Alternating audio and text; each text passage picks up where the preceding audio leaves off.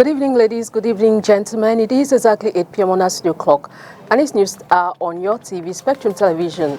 Top of our news stories tonight, July 31, 2024. Junior Gombe is free. The young activist arrested on July 24 has been released today in Yaoundé. The young activist, along with his lawyers, will give us some clarifications on his arrest and many more. Our newsroom also took advantage of this case and will be bringing to you different angles as concerns this case. The human rights defenders in Central Africa are raising an alarm over the arrest of social media activist Junior Gombe, who has been released today, July 31, 2024. The stories in full and much more will be yours right ahead. Thanks for joining in. Ladies and gentlemen, you're watching the 8 p.m. Bilingual Primetime Newscast on Spectrum Television, and we'll drive down straight into the full stories on tonight's edition, and it is with Makeda Lidinyotom in the French language. Bonsoir. Bonsoir Christelle Assec. Mesdames, Messieurs, bonsoir. Junior Gombe est libre. Le jeune activiste interpellé le 24 juillet dernier a été remis en liberté ce jour au tribunal militaire de Yaoundé. Face à la presse, Junior Gombe et le collectif d'avocats constitué pour sa défense ont apporté des clarifications sur son arrestation ainsi que sur la suite de l'enquête. Le point avec vous, Olivier Bouziqueux. Libre une semaine après son arrestation, le jeune activiste revient de loin, de son salon de coiffure où il a été arrêté à Douala le 24 juillet. Au tribunal militaire de Yaoundé, le TikToker s'étonne des circonstances de son arrestation. Je rentrais du 2-0, j'avais un match au Grand Stade de Bilongo. Et après, il y a un monsieur qui m'a appelé, monsieur Sanda, parce que c'est avec lui aussi qu'on essaie de sensibiliser aussi beaucoup plus. Il m'a dit qu'il voulait 2 t-shirts. J'ai dit à ma mère que j'arrive, je ne vais pas livrer les 2 t-shirts, j'ai pris la moto pour aller au Carrefour Kombila. Parce que c'est là où on s'était trouvé la première fois pour que je lui donne les t-shirts JDC comme on l'a vu. Mais apparemment, lui, on l'avait déjà pris depuis. C'était un piège pour m'avoir. Eux, ils étaient en civil. Ils m'ont brutalisé et il a arraché mon téléphone. Ils n'ont rien dit. Ils m'ont pris comme ça. Ils m'ont pris comme ça par force et tout. Ils m'ont amené dans le couloir. C'est quand j'arrivais dans le bureau, je pense du colonel. C'est là où il me demande, est-ce qu'on t'a lu ce document? J'ai dit non. On m'a rien lu jusqu'à présent. Ici à Yaoundé? Oui, ici à Yaoundé. Donc, je peux dire 2 jours après. C'est là où on me demande, est-ce qu'on t'a lu ce document? J'ai dit non, jusqu'ici, je ne connais pas pourquoi. C'est au tribunal militaire que lui, sa maman et le collectif d'avocats constitué pour sa défense ont été véritablement notifiés des raisons de son interpellation. Bien sûr qu'au niveau de l'enquête, on a visé, je crois que c'est 2 trucs, 2 infractions. Donc, le premier était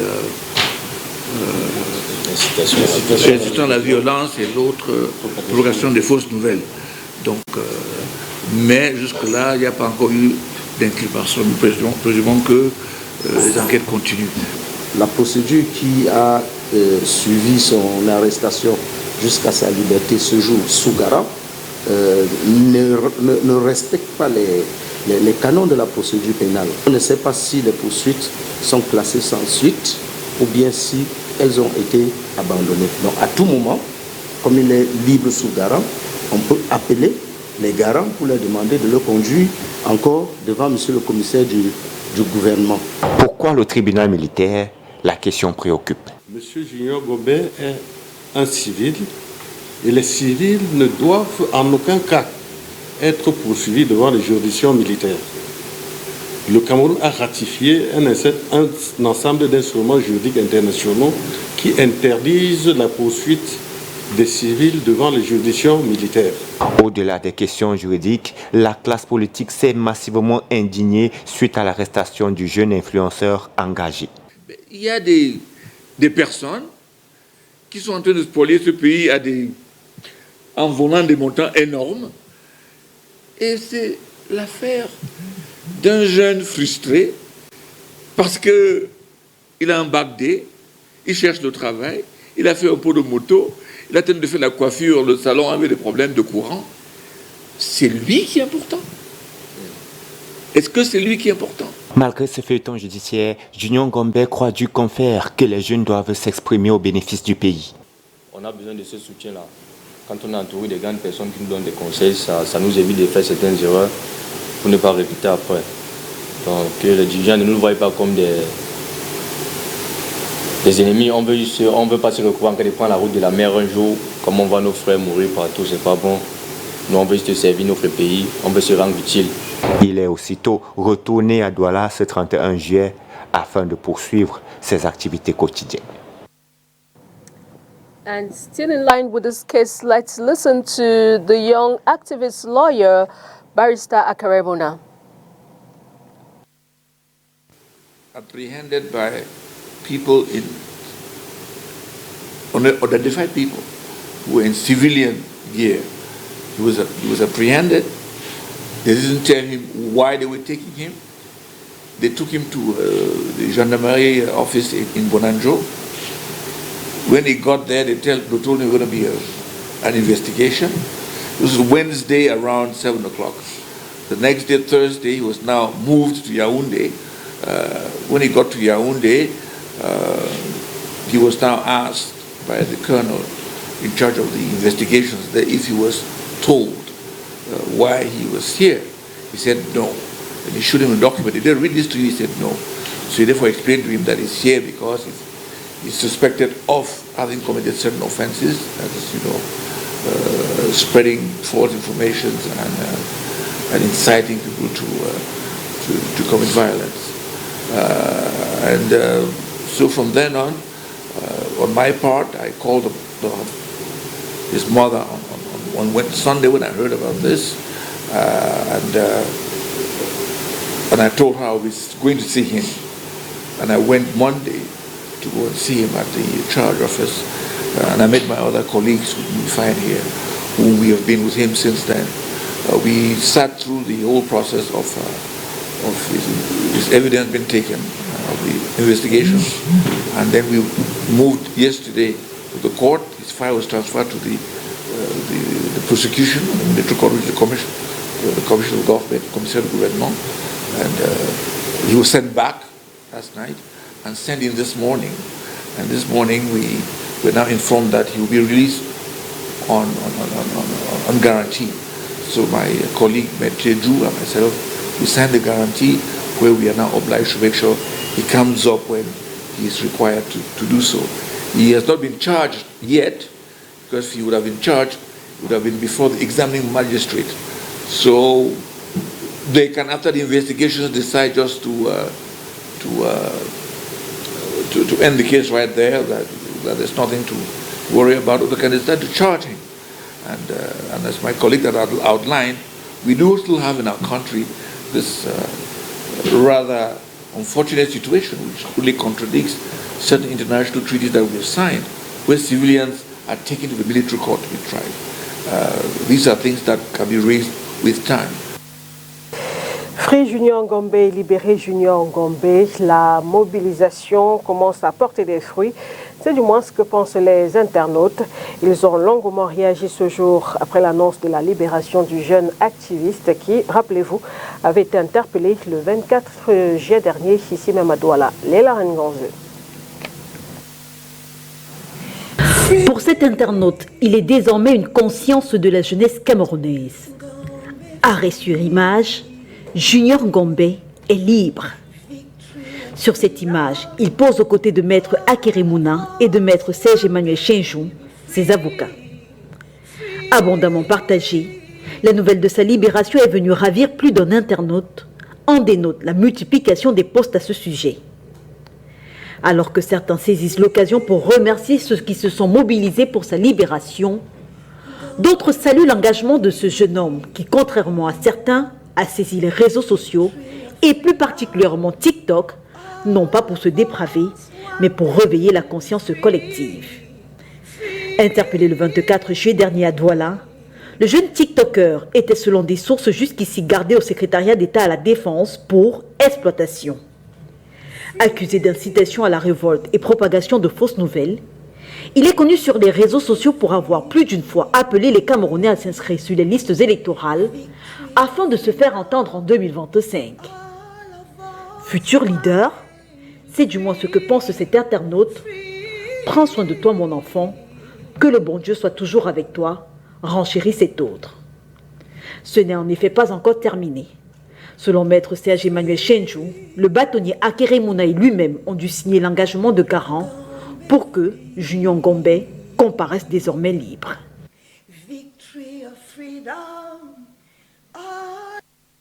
Human in this case, it is the turn of the human rights defenders in Central Africa who consider this as an arbitrary act of repression, as such actions are threats to human freedom. Let's take a listen. Human rights defenders in Central Africa, alongside lawyers and civil society representatives, have condemned the arrest of social media activist Junior Ngombe. They have said that his detention was arbitrary and unlawful, particularly criticizing the decision to bring him before a military court, which is intended solely for military personnel and individuals involved with firearms. We have ratified a lot of instruments to that effect. Only military personnel or offenses committed with arms. But this is Junior who never committed any offense with firearms. What was he doing at the military court? So this was in total violations of civil rights. He's not a military person. He never committed his crime with a military man. Even if there was an offense that was prosecuting him, he simply expressed his opinion, and the civic courts are there. And why deporting him from Douala to Yaoundé when we know that in Douala there are courts that could entertain the matter? Ngombe, a 23-year-old hairdresser, was charged with incitement to rebellion and spreading false information. After spending a week in custody, he has been released on bail this Wednesday, July 31. This detention is seen as a violation of international legal standards. It's a declaration of human rights, where there it is said that no one will have to be intimidated for his opinion. There is freedom of expression. Even the constitution of this country protects and guarantees freedom of opinion, freedom of expression, and this is what the government has violated, and even the Criminal Procedure Code. His arrest is considered as part of a broader trend of government actions aimed at restricting freedom of expression. On July 16, Emmanuel Jigden, the head of the Fundi Administrative Division, signed a decree empowering authorities to expel individuals who insult state institutions. This follows a recent crackdown on dissent, including the case of Ramon Quota. Activists believe these measures are linked to the upcoming 2025 elections, warning that Cameroon, despite being a democratic state, is increasingly undermining individual rights. We all know the atmosphere that is reigning today. We know very well that there's an electoral calendar or a period that is coming, and maybe government is in the posture to muzzle those who want to maybe express or galvanize citizens to engage in the political scene or to exercise their civic rights. The rights group convened on Wednesday, July 31, to address these pressing issues and advocate for the protection of civil liberties in the face of what they consider as escalating governmental repression. We are in a democratic state. It's not me who is saying it. The 1990 laws on freedom of association, freedom of expression, freedom of opinion guarantees that we should operate in a democracy where everybody is free to exercise. Political parties are free to exercise their political ideologies. So if there is no call for that, journalists are intimidated, citizens are intimidated because they have taken interest in the political issue. So that's not democracy. In a democratic state, there is freedom. You speak what your mind, you speak what's your opinion, and you can criticize, ask for accountability. Mind you, Human Rights Watch in an earlier address had called for the release of the 23-year-old, asking for all charges to be dropped. Away from the young activist Junior Ngombe's case, we now go over to Yaoundé, where the evaluation of the National Legislation of International Health Regulations workshop was launched today by the Secretary General of the Ministry of Public Health. And I invite you to listen to the Legal Affairs and Litigation Division expert from the Ministry, Christy Tiwoda. C'est un instrument juridique international contraignant pour 196 pays membres de l'OMS, dont la finalité est de pouvoir se préparer, prévenir et répondre aux urgences et événements de santé publique et éviter la propagation internationale des maladies, tout cela en évitant de faire des entraves inutiles au commerce et au trafic international. L'atelier auquel nous assistons ce matin, c'est un atelier pour lancer les activités de l'évaluation du cadre juridique national du règlement sanitaire international au Cameroun. Comme je vous l'ai dit, le règlement sanitaire est un instrument juridique international et pour que le pays puisse avoir des capacités de préparation et de réponse aux urgences de santé publique qui sont de bonne facture, il est important qu'on puisse évaluer l'état de la législation nationale. Donc pour déterminer la capacité de cette législation nationale à soutenir les interventions de préparation et de réponse aux urgences de santé publique. Bon, nos attentes à la fin de cet atelier, attentes qui sont déjà presque accomplies, c'est de regrouper l'ensemble des secteurs qui sont concernés par la mise en œuvre du règlement sanitaire international, que ce soit le secteur de la santé animale, le secteur de la santé humaine, le secteur de la santé environnementale, le secteur de la sécurité et toutes les organisations comme l'organisation qui s'occupe des questions d'aviation civile, l'organisation qui s'occupe des questions de changement climatique au Cameroun, pour pouvoir réfléchir ensemble pour identifier les forces et les faiblesses de notre dispositif juridique national en matière de préparation et de réponse aux urgences de santé publique. Then we come back to Douala, where the beneficiaries of the call for subvention from the UNESCO Heritage for Sustainable City project run by the Douala One City Council have been drilled today on how to build attractive and solid projects for possible subvention. This in a workshop that has taken place today at the Douala One City Hall. Let's get more details from the following report. The turnout today at the Douala One City Council Hall was impressive. The beneficiaries of the call for subvention from the UNESCO Heritage for Sustainable City project gathered to get insight on how to build up solid and attractive projects for possible subventions. Le séminaire de renforcement de capacité en direction des bénéficiaires, parce que nous nous sommes rendus compte que les projets qui ont été soumis rencontrent beaucoup de problèmes. Beaucoup de projets sont mal structurés, beaucoup de projets ne sont pas cohérents, beaucoup de projets ne respectent pas les procédures et les démarches de subvention. Donc c'est pour ça qu'on organise ce séminaire. This workshop is the first stage for subvention grants for stakeholders with micro-projects. We realized that most of the projects submitted encountered lots of issues because of the way they were structured. They were incoherent and also did not respect procedures, reason why we're organizing this seminar to prepare them ahead of the subvention. The second part will be the signing of the convention, where they will receive part of the subventions, which is sponsored by the European Union in partnership with the Douala One City Council. Bénéficie d'un projet financé par l'Union européenne qu'on appelle UNESCO Heritage for Sustainable City. Donc tous les projets financés dans le cadre de ces appels proviennent, en fait le financement des projets de cet appel proviennent du projet USC. Donc c'est le projet USC qui finance ces projets-là. The 75 beneficiaries of the subvention include associations, chieftaincies, institutions, individuals and other private stakeholders. I am here because I'm a founder of an association and a few months ago they asked us in the Douala First Council to make projects for a donor, and when they corrected, they saw that many were not in the step of the project. So today they organize a seminar of reinforce our abilities, knowing how to do good projects, so that will be accepted by the donor. So what kind of project? For the record, this initiative by the Douala One City Council, sponsored by the European Union, was launched in March 2024 and the project submitted in July 2024.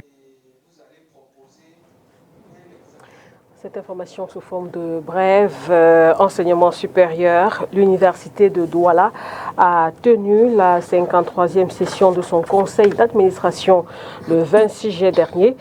Occasion pour le nouveau président du conseil, le professeur Guillaume Ekambi Dibongué, de décliner les valeurs qui vont guider son action à la tête de cette institution.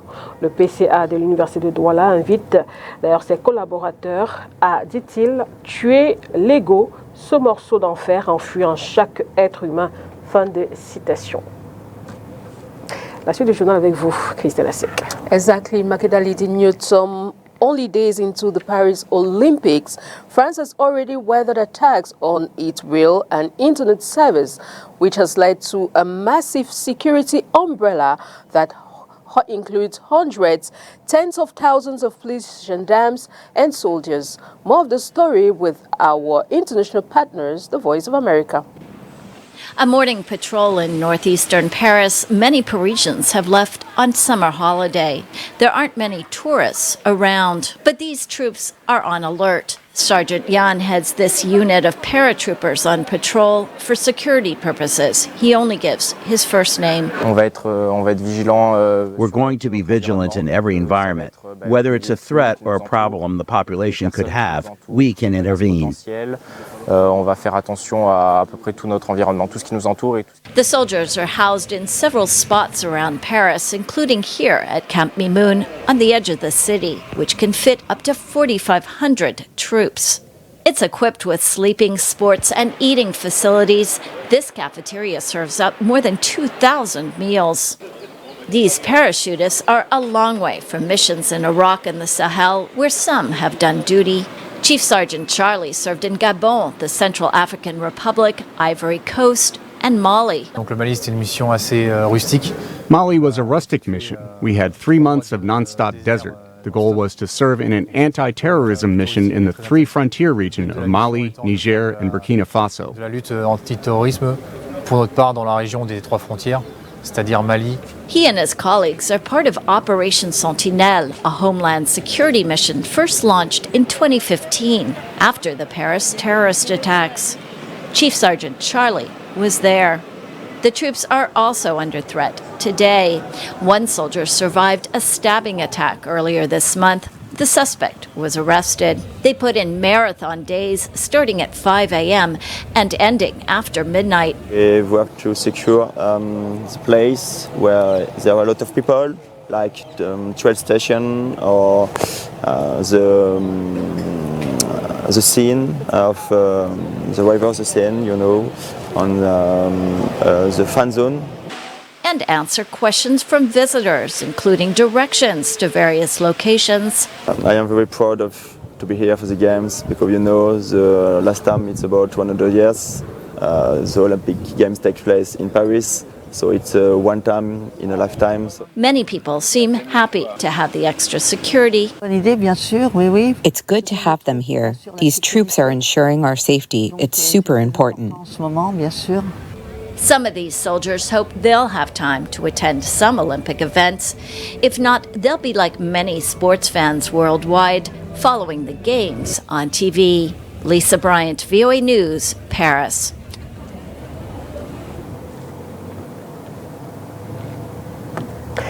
Nous vous proposons à présent de regarder le résumé de l'actualité africaine de ce jour avant la Voix de l'Amérique, une fois de plus.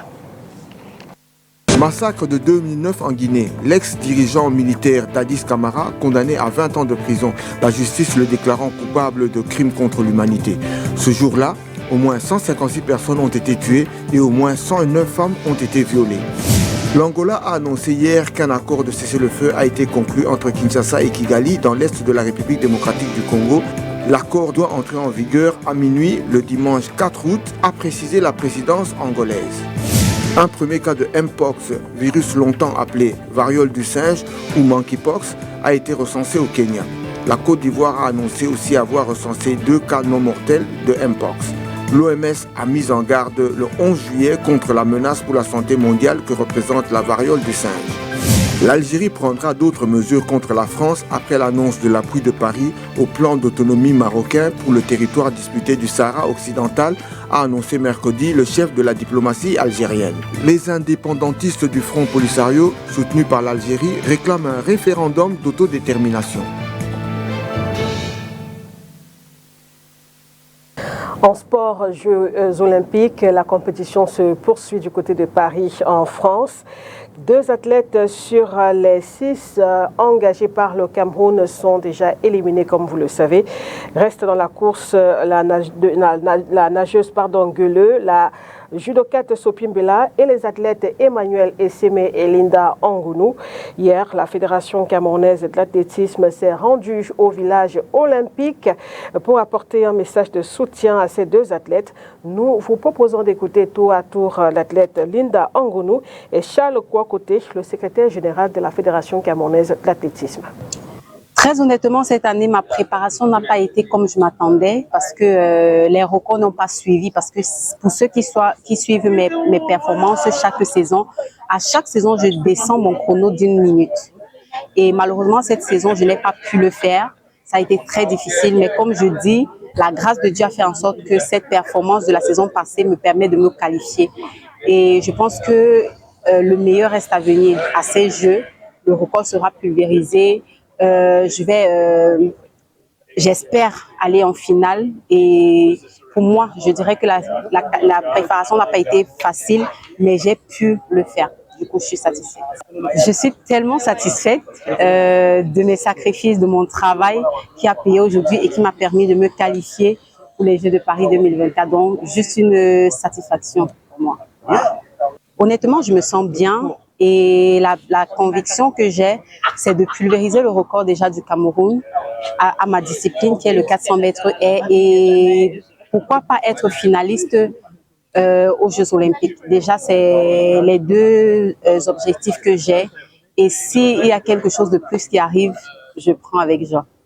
À quelques jours du début des compétitions d'athlétisme, il était de bon ton que nous puissions aller rencontrer nos athlètes qui sont au village des Jeux et qui continuent leur préparation avec leurs entraîneurs personnels et l'entraîneur national.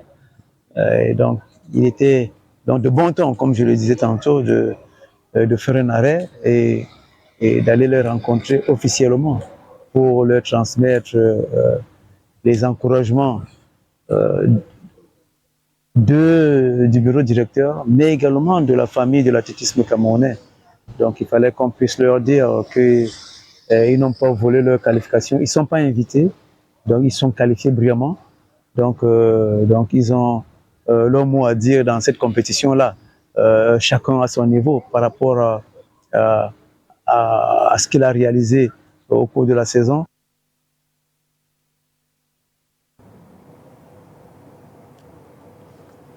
Et c'est avec cette information en sport que nous refermons ce journal bilingue. Mesdames, Messieurs, merci de votre attention. Excellente suite de programmes sur Spectrum Télévision. Christelle Asek, au revoir. Good night to you, Makeda Lidinyotom. Good night to our viewers. Thanks for watching. See you again tomorrow with fresh news and more on your TV, Spectrum Television. Good night.